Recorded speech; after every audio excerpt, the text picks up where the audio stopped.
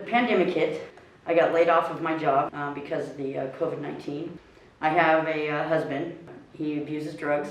The pandemic hit and just, it just kind of stressed everybody out, and he became abusive, mentally, physically, emotionally.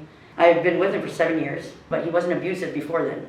It was only this pandemic hit he got that way. It started with the bickering, cooped up in a studio apartment. One day he stole my car and he wrecked it. When I called the cops on him, he threatened to kill me. I was scared. When I got to the Marjorie Mason Center, I told them my situation and I gave them my police reports, and they put me in some safe housing. They've gone above and beyond.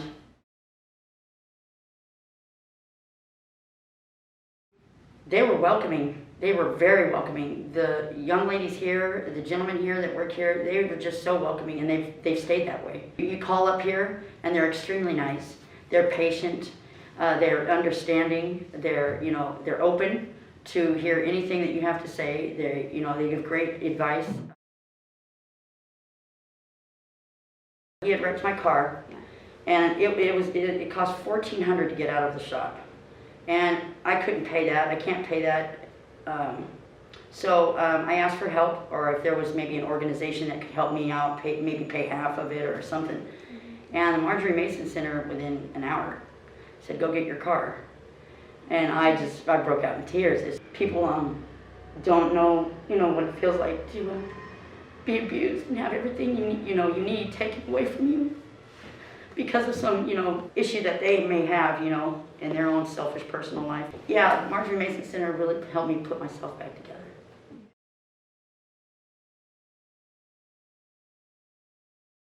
And so the moment that stuck out to me was when I walked up to this front door and I pressed the button and I asked for help. That's the moment that I'll never forget. And they said, "Come on in," That's a moment I'll never forget.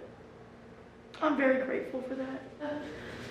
You lose all hope. You just, people don't understand that, we all have spirits in us. And, we're alive. And when somebody takes that away from you or they break your spirit, it's just so overwhelmingly humiliating and lonely, It's scary.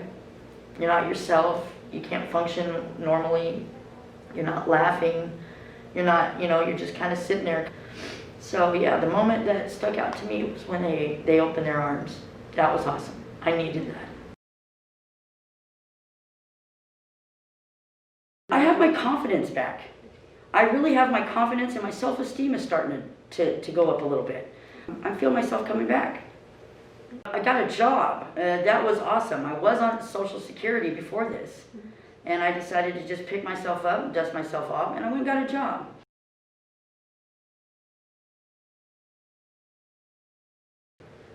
Be patient. Count your blessings. If you're in an abusive relationship, you can get out of it. There is a light at the end of the tunnel. You're stronger than you think. God loves you, you're loved. So just know to love yourself and practice doing that every day. I'd be on the streets right now.